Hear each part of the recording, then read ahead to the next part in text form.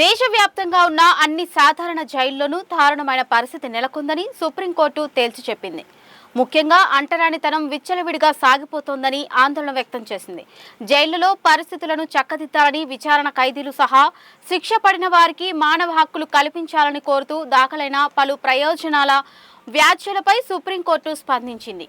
ఈ సందర్భంగా కీలకమైన జైళ్ల మాన్యువల్లో కులం అనే కాలంను రద్దు చేసింది.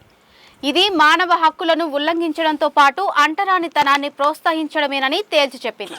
ఖైదీల కులం ఏంటో తెలుసుకుని ఆ కులాల ప్రతిపాదికన కొందరితో మరుగుదొడ్లు కడిగిస్తున్నారు, మరికొందరితో స్కావెంజ్ పనులు చేయిస్తున్నారు, అగ్రవర్ణాల వారితో మాత్రం వంటలు చేయిస్తున్నారు.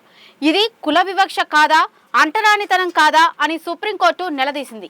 అంటరానితనాన్ని నిర్మూలించాలన్న జాతి నేతల ఔచిత్యం, రాజ్యాంగబద్ధమైన హక్కులు ఏమైపోయాయని ప్రశ్నించిన సుప్రీంకోర్టు దీనికి కారణమైన జైళ్ల మాన్యువల్లోని కులం కాలంను రద్దు చేస్తున్నట్టు తెలిపింది. ఇక నుంచి ఖైదీలను వారు చేసిన నేరాల ప్రాతిపదికనే ట్రీట్ చేయాలని తేల్చి చెప్పింది.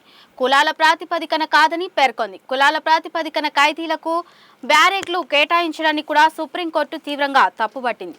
ఇలా కులాల ప్రాతిపదికన ఖైదీలను వేరు చేసే అధికారం ఎవరు ఇచ్చారు, ఎలా వచ్చింది? అందరూ సామానులేనని రాజ్యాంగం ఘోషిస్తుంటే కొందరిని ఒక విధంగా, మరికొందరిని మరో విధంగా ఎలా చూస్తారు? కులాల ప్రాతిపదికన ఖైదీలను వేరు చేయడం ద్వారా వారిలో మార్పు రాదు. వారికి కూడా స్వాభిమానం ఉంటుంది. దానిని అందరూ తప్పక గౌరవించాల్సిందే.